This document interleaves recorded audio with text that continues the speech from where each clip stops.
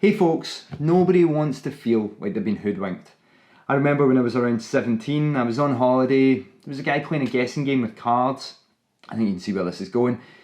I thought I knew what was going on, I thought I knew the game, and I got completely fleeced. I didn't know what I was getting into, and I didn't know when to just walk away. So let's just say the rest of that holiday was a little bit more budget than I was hoping for. Today, I speak to businesses and individuals almost every week that have been left with the same feelings following some kind of hack or breach within their business. Some have lost serious cash, others have been left feeling silly or violated, and that, my friends, is the inspiration behind this video. I want to share with you 10 top tips that anyone can follow, and other than some time, isn't going to cost you any money at all, and are going to keep you and your business cyber secure. So sit back and get ready to be safer than ever before online.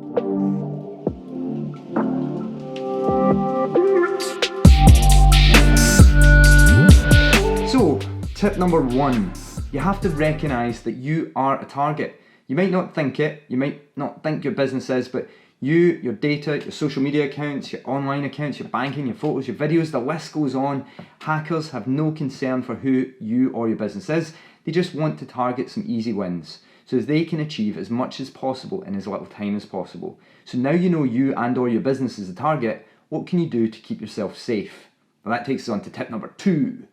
Don't be too click happy. Stay vigilant. When online, don't just click on a link, an email or an attachment. Make sure that the link leads to somewhere you're expecting, and that's going to go a long way to making you stay safe. At the bottom of most browsers, remember, it will show you where that link goes. Tip number 3, think of your surroundings. Who can see your desk? Who can see your monitor? Post-it notes with passwords are a major no-no. And in public transport, think about twice about what you're reading and what you're working on. If you work while travelling frequently, consider investing in a privacy filter. These awesome little bits of kit will mean that anyone trying to shoulder surf will sadly be disappointed. Tip number 4, use strong passwords in a password management tool. Passwords with funny symbols mixed into your words might seem hard to guess, but for a computer, they're just as easy as any other password. Try choosing long passwords, like the name of your favourite song, next time you have to choose one. Struggling to remember them all? Try a free tool like LastPass. This awesome little tool will keep your passwords safe and ensure you don't have to spend silly amounts of time trying to remember if it was "don't look back in anger" or a certain shade of green you used on that last website. Tip number 5, use a different password for every single website. And this tip always makes users squirm in fear. How can they possibly remember a different password for every site? Well, remember the aforementioned LastPass. This thing is going to keep you safe and it's going to remember all your passwords, and even better, it's going to help generate and save passwords for new websites, so you don't even have to come up with passwords in the first place. Why do you need to do this? Well, websites like haveibeenpawned.com will let you check and see if your email address and password have ever been registered on a site that's been hacked. If you get a result back that says yes, you know that hackers potentially have your email address and password that you used on that site. It doesn't take a rocket scientist to work out they can then take that email address and password and try a combination of it across various different sites in an attempt to try and gain access to one of your other accounts. Tip number 6, use two-factor or multi-factor authentication for the win. This means that you have to type, after you type in your password, you're going to also have to type in a unique code and perhaps use your fingerprint. Multi-factor means you're going to have to do both. Sending these codes over SMS or text messaging system is now seen as insecure, as malware can intercept that data and sometimes even alter it. Think of tools like Google Authenticator and Authy as good options for multi-factor security. Tip number 7, be super suspicious of emails. Phishing attacks are on the rise.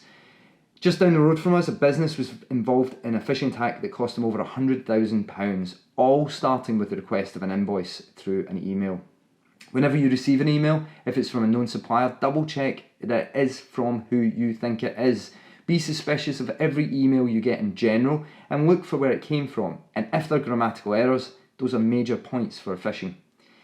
Malicious links can come from friends who have been infected, so be extra careful there. Also be cautious of requests for payments that are unexpected or requested as a matter of urgency. Know which links are safe and which are not. Hover over a link to discover where it directs to. Tip number 8, get it right. Never transfer money to another account without calling the account holder first. So here's the scenario. You receive an email from an existing supplier asking for payment in line with what you expected, but the bank details have changed. As I say this out loud properly, you're probably saying to yourself, well, I would never transfer money to a bank account without double checking. But every single day, people around the world are doing just that. In short, always pick up the phone, always speak to the person in charge of accounts and confirm that their bank details have indeed changed before signing that payment. If you run a business, then I would completely recommend you put some kind of policy in place to make sure that bank details can't be changed for a supplier without some form of due diligence. Tip number 9. Microsoft will never call you. This one's more for consumers, but a common trick for scammers is to call pretending to be from Microsoft or your broadband provider, letting you know that they've picked up a problem on your PC and that they can help you fix it. Microsoft, and in fact no one's ever going to call you with regards to this.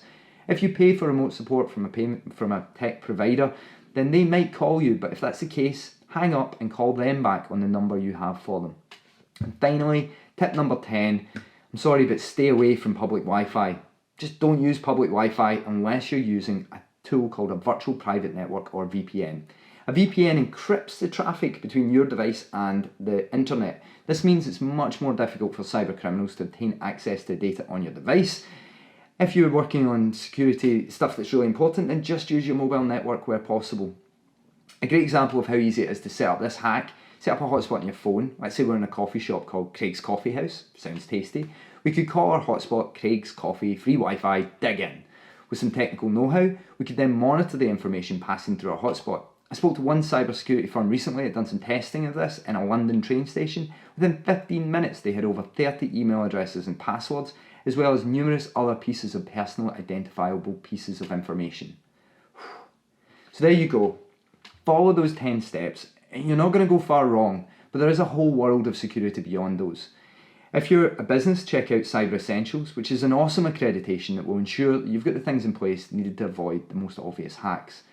Do you have any other top tips yourself? If so, I'd love to hear them. Comment below, share them with the community. If you want help, then get in touch. And in short, thanks for watching. If you found the video helpful, please hit the like button, it means a lot to us. And if you want to see more videos from us, then hit subscribe. Thanks very much. I hope you enjoyed everything, and I look forward to seeing you on the next video.